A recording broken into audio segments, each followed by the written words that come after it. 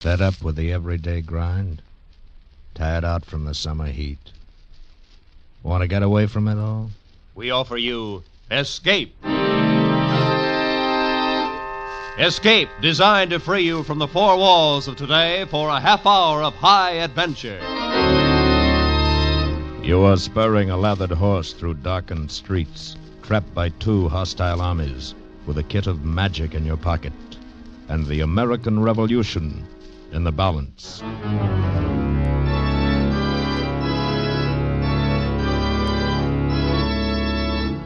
Tonight, we escape to an earlier day and to the workshop of a famous wizard, as Stephen Vincent Benet told it in his delightful story, A Tooth for Paul Revere.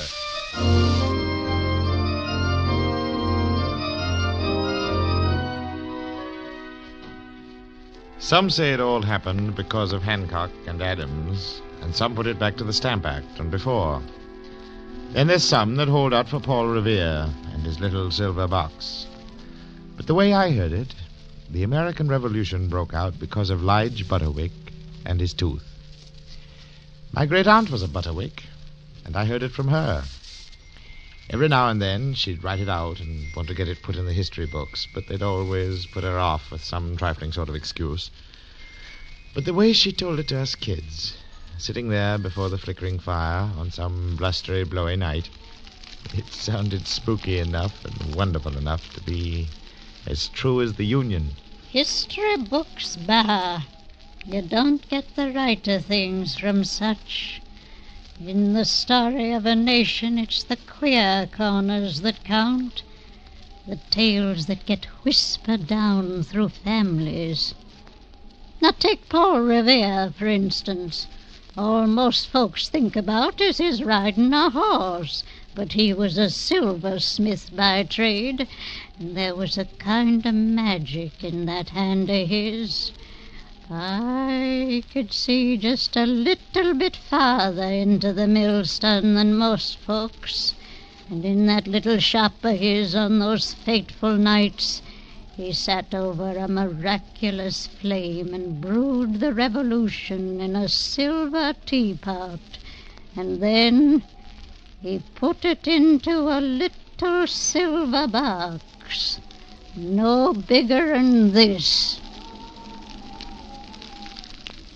Yes, that's the way my great-aunt talked about Paul Revere, and the chills ran up our spines. But it takes all kinds to make a country, she used to say, and it isn't till the plain ones, like Lige Butterwick, get stirred up, that things really start to happen. Lige was just an ordinary sort of man, without special vision into a millstone. It might be a grand day in the history books, but for him it was just Tuesday, till he read about it in the papers. Folks could argue and fret about Boston tea parties and British warships in Boston Harbor and British soldiers in Boston streets. But Lige Butterwick just clucked his tongue and wondered how the corn might stand this year on his farm outside Lexington, Massachusetts. One day, Lige Butterwick woke up with a toothache. The hot salt pack and the tansy tea his wife fixed for him didn't seem to help much. On the third day, Mrs. Butterwick tied a string to the tooth, and Lige stood by the door. You ready? Uh-huh. Well? Marthy, when it came to the pinch, couldn't quite do it. So, that's how Lige Butterwick came to ride into Lexington, Massachusetts that day. He just had to see somebody about that tooth. And when he got there, the town was in an uproar. Lige Butterwick.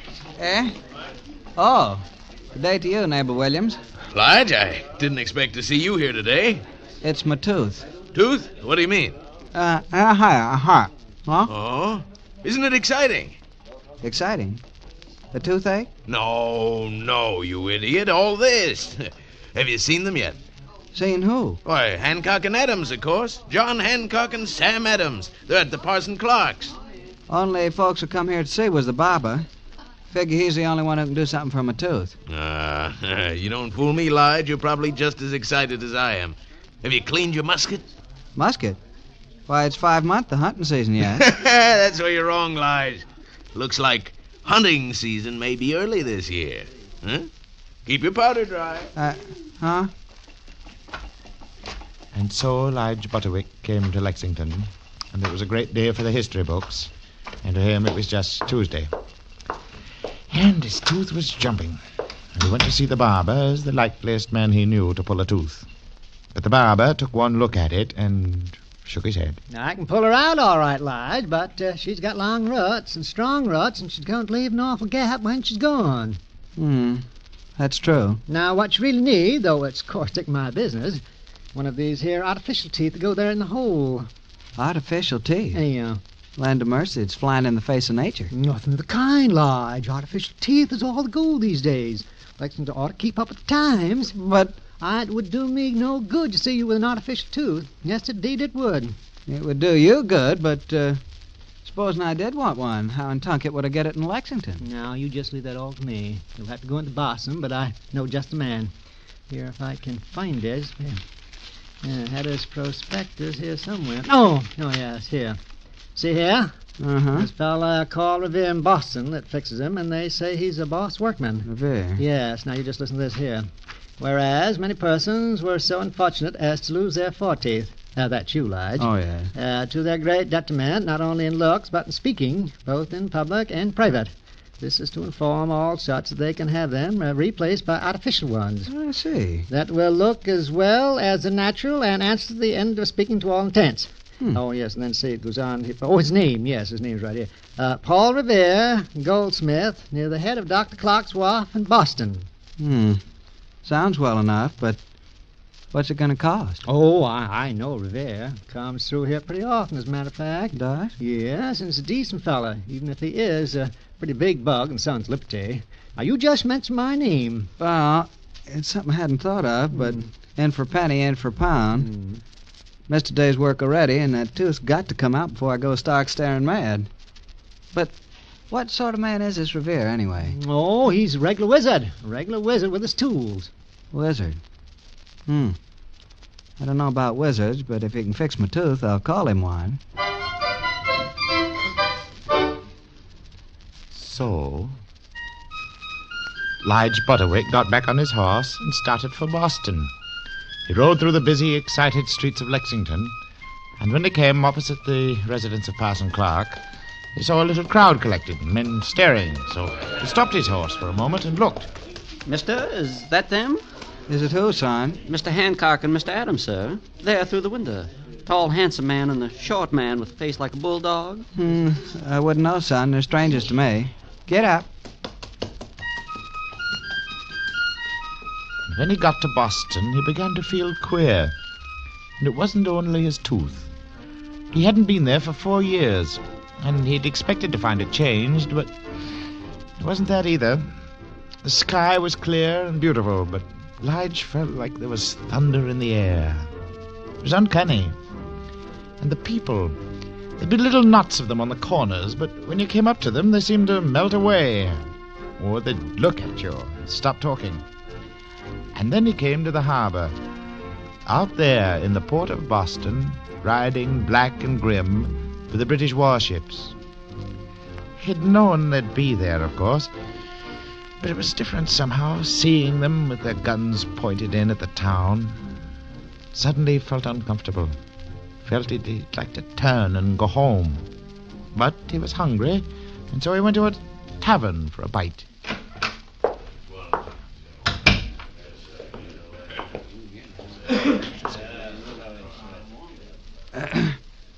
Good day to you.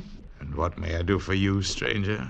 Just a bite and a sup, if you're serving. Aye. Have a seat.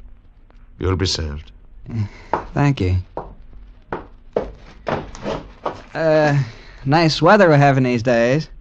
It's bitter weather for Boston. Well, now maybe for Boston, but out in the country, we'd call it good planting weather. I guess maybe I was mistaken in you.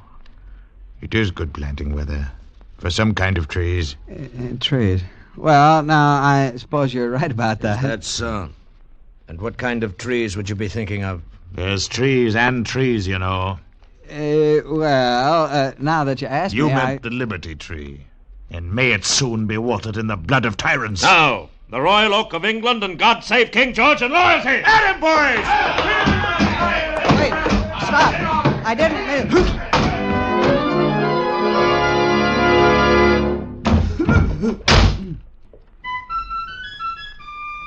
Glory. I always heard city folks were crazy.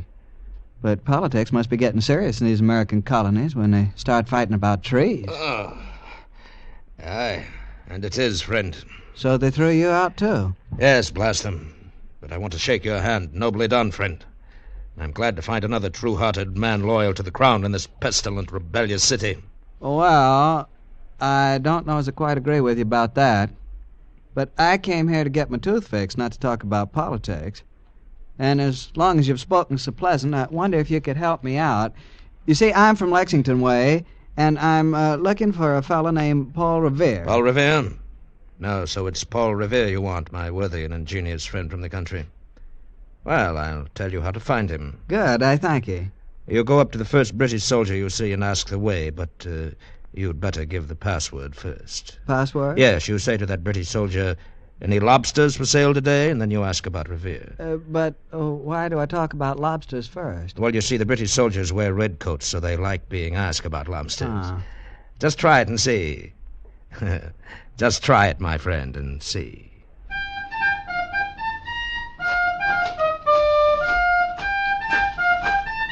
Hup, hup, hee, ho! Pardon me, sir. Do you have any lobsters for sale today? What? How dare you? Seize that man!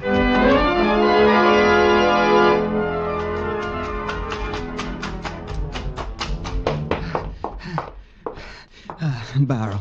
Place to hide.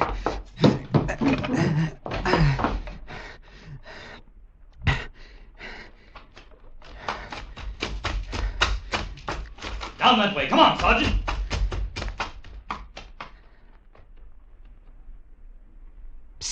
Huh? You can come out now. They've gone past. Oh. Oh, yes, thank you. Nice sakes. Look at your clothes. That was a tar barrel you jumped into. Yes, I'm a sight. What were they chasing you for? I really don't know. Guess I didn't give the right password. Password? Yes, but all the same, I don't think soldiers ought to act like that when you ask them a civil question. But city folks are soldiers. They can't make a fool out of me. I came here to get my tooth fixed and get it fixed at will if I have to surprise the whole British kingdom to do it. Good for you, sir. Can I be of any help to you? You can, boy. Tell me where I may find the silversmith, Paul Revere. Oh, that's easy. Right before your eyes. There's a sign hanging down by the wharf, and that's his shop. I work there. Well, now, those soldiers did me a good turn after all. Come on, boy. Now maybe I'll get my tooth fixed. Then Lige Butterwick was in the shop of Paul Revere, silversmith, goldsmith, jack of all trades, sculpturer of artificial teeth, brewer of revolutions, wizard. The shop itself was small and dark, with mysterious shadows lurking in the corners and the back. It was crammed full of the wondrous products of its owner's skillful hand, gold and silver objects of great beauty, prints of Boston and caricatures of the British, art boxes and bottles filling the shelves. At this particular moment it was also full of customers, and Lige Butterwick, with the cautious shyness of the countryman, sank back into a corner seat out of the way and watched as Paul Revere waited on several customers. And the last of these was a grand lady who looked like an irate turkey gobbler. Oh, Master Revere, I am so disappointed. When I took the things from the box, I could just have cried. It's I whom disappointed, madam. What was the trouble? Must have been carelessly packed. Was it badly dented? No. I'll speak to the boy. No, it wasn't dented. But I wanted a really impressive silver service, something I can use when the governor comes to dine with us. I certainly paid for the best. And what have you given me? I've given you the best work of which I'm capable, madam. It was in my hands for 6 months. And I think they're capable hands. Oh, I know you are a competent artisan, Master Revere, but... Silversmith, ma'am. Well, I don't care what you call it. I know I wanted a real service, something I could show my friends. And what have you given me? Oh, it's silver if you choose, but it's just as plain as a picket fence. Simple, plain. You pay me high compliments, madam. Compliments indeed. I'll send it back tomorrow. Why, there isn't as much as a lion or a unicorn on the cream jug. And I told you I wanted the sugar bowl covered with silver grapes. But you've given me something as bare as the hills of New England, and I won't stand it, I tell you. I'll send to London instead. Send away, madam. We're making new things in this country. New men, new silver, perhaps, who knows, a new nation. Plain, simple, bare as the hills and rocks of New England, graceful as the boughs of elm trees. If my silver were only like that indeed. That's what I wish to make it. As for you, madam, with your lions and unicorns and grape leaves and your nonsense of bad ornamentation done by bad silversmiths, your imported bad taste and your imported British manners, puff, away with you. Puff, puff, puff. Why, never. Puff, I say. Oh. William? Yes, sir? Put up the shutters. We're closing for the day. William, no word yet from Dr. Warren? Not yet, sir. Yeah, what's that? Well, who are you there in the corner? Well, Mr. Revere, it is Mr. Revere, isn't it? Yes, of course. It's a kind of a long story, but closing or not, you got to listen to me. The barber told me so. The barber? You see, I'm Lige Butterwick, and it's my tooth. Here, Tooth? You'd better begin at the beginning. But wait now. Here, you don't talk like a Boston man. Where'd you come from? Oh, around Lexington way. And you Lexington? see... Were you there this morning? Well, of course I was. That's where the barber I Never told you mind about the barber. Were Mr. Hancock and Mr. Adams still at Parson Clark's? Well, they might have been, for all I know. But I couldn't say. Great heaven, is there a man in the American colonies who don't know Mr. Hancock and Mr. Adams? Oh, well, there seems to be me. But speaking of strangers, there was two of 'em staying at the parsonage when I rode past. One was a handsome man. The other man looked more like a bulldog. So they are still there. And the British ready to march. Did you see many soldiers as you came to my shop, Mr. Butterwick? See them. They chased me into a tar barrel. There was a whole parcel of 'em by the common with guns and flags. Looked as if they meant business. Thank you, Mr. Butterwick. You're a shrewd observer. You've done me and the colonies an invaluable service. Oh, that's nice to know. But speaking of this tooth... You're a stubborn man, Mr. Butterwick.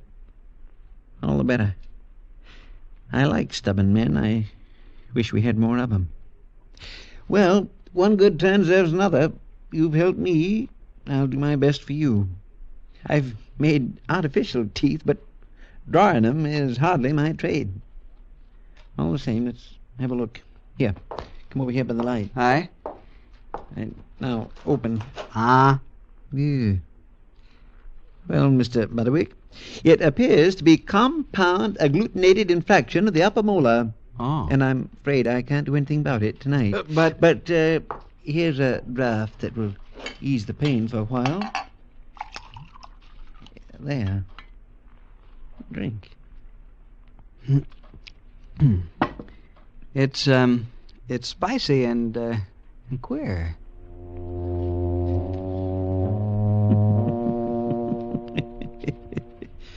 Never mind. Now, you go to a tavern, get a night's rest. Come back, see me in the morning. I'll find a truth drawer for you. If I'm here. Oh, yes, you'd best have some liniment. It's a queer kind of shop you have here, Mr. Revere. Some folks think so. Say, what's in that little bottle? Where? Oh, there. That's a little chemical experiment of mine. I call it Essence of Boston. But there's a good deal of the east wind in it. Essence of Boston? Well, they did say you was a wizard. It's genuine magic, I suppose. Genuine magic, of course. And here's the box with your liniment. No, not that one. This one. Thank you. But that other little box there, the little silver one with the stars on it and the elm tree. Oh, yes. You like it? Pick it up. Mighty pretty work. Thank you. My own design. 13 stars there. See 'em? Uh-huh. You could make a very pretty design with stars. For a new country, say. If you wanted to. I've sometimes thought of it. But, what's in the box? It feels queer. What's in it? What's in the air around us? Gunpowder? War? Making of a new nation. But the time isn't ripe yet. Not quite ripe. You mean that this here revolution that folks keep talking about? Yes. In this box? Glory be. Master Revere, it's come. The message from Dr. Warren. William, my riding boots. Now hurry, I must be off. Sorry, Mr. Butterwick, but I must rush. Take your liniment and come back tomorrow. Oh, yeah, thank you, sir. If I'm back tomorrow, I'll help you. Yes. Good day, sir. Good day. It wasn't till Lige Butterwick was alone in his room at the tavern where he was to stay the night that he realized what he had done.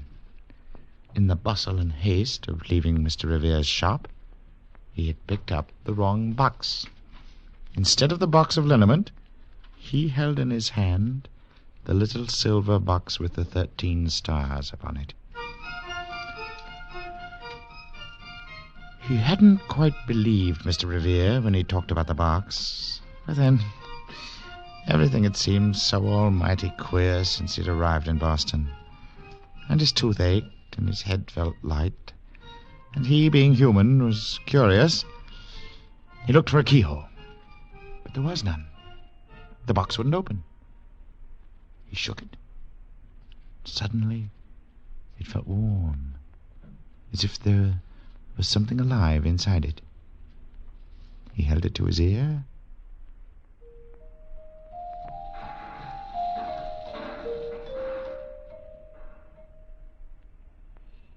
Great Godfrey. Now, Lige Butterwick was feeling scared, but he was feeling kind of good, too. And then he found out that he was talking to himself. Well, I'm not a Britisher. I'm a New Englander. And maybe there's something beyond that. Something people like Hancock and Adams know about. And if it has to come with the revolution, well, I guess it has to come. Can't stay Britishers forever here in this country. But what am I going to do with this box? Too big a job for one man. Guess I'll have to take this back to Paul Revere.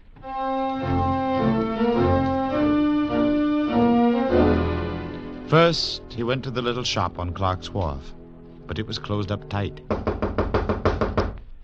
And it was a while before he could rouse anyone. Then it was the boy William who opened the door. Oh, it's you. Well, Master Revere isn't here. But I've got to find him. Can you tell me where he's gone? Why do you want to know? Got something for him. He needs it.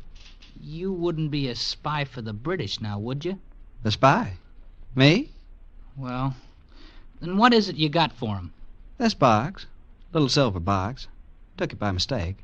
Think it's important. The box! By the flag, it is important. But he's gone. Gone to warn the Patriots that the British are coming. Which way, boy? Which way did he go? Across the river, to Charlestown. All right, thank you, boy. I'll be following.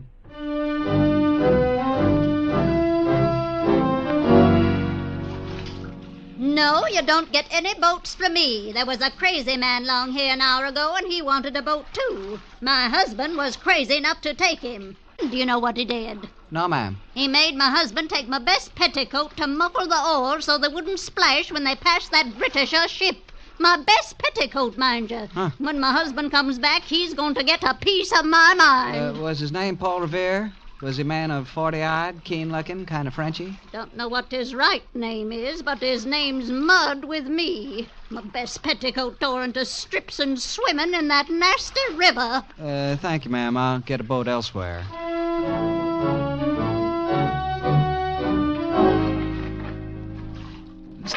Sir, be careful. You're rowing us right under the stern of a British man-of-war. Don't worry, I see it. Please, Mr. Butterwick, shh. Ahoy there! Good day, Mr. Christian. I guess not. Thought I heard a boat. Be careful, Mr. Butterwick. All right, boy.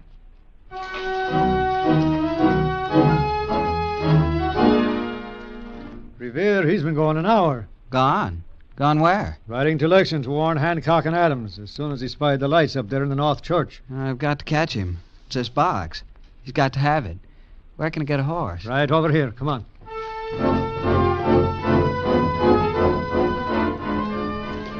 Out through the darkened streets of Charlestown he rode, on into the black of the countryside.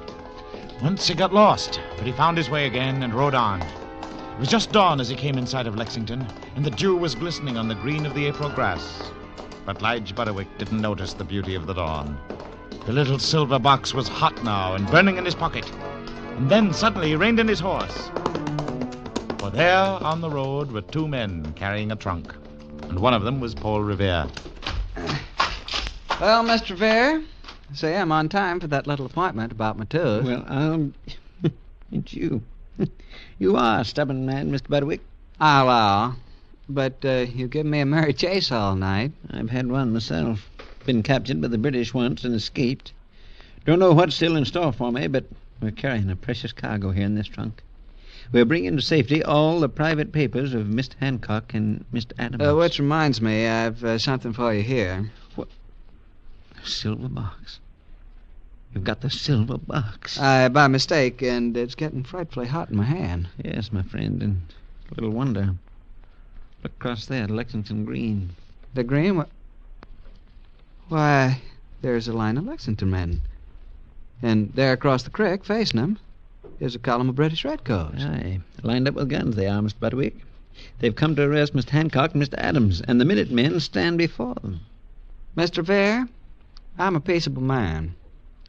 I've had little notion of politics. But I don't like what I saw in Boston. I don't like soldiers chasing peaceable citizens into tar barrels, or uppity ladies with imported British manners. And I don't like British redcoats on Lexington Green. That I don't. Mr. Butterwick, what you doing? I'm stamping on your silver box, Mr. Revere. I'm breaking it open. Do you know what you've done? You've let out the American Revolution. Look, they've fired the first shots. Well, I guess it's about time. And I guess I'd better be going now. But, Mr. Butterwick, where are you going? Home. Got a musket on the wall there. I'll be needing it. But here, what about your tooth? Oh, a tooth's just a tooth. But a country's a country. Anyhow, doesn't ache anymore.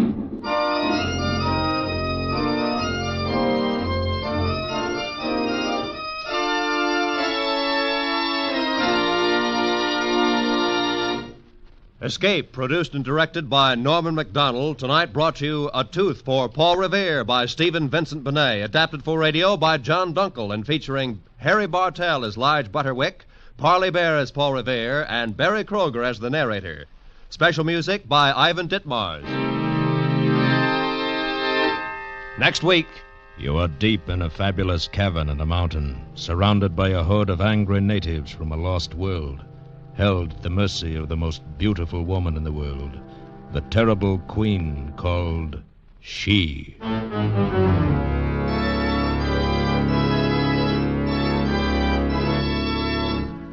Next week, we escape with H. Rider Haggard's famous story, She. Good night, then, until the same time next week, when once again we offer you Escape. This is CBS, where 99 million people gather every week, the Columbia Broadcasting System.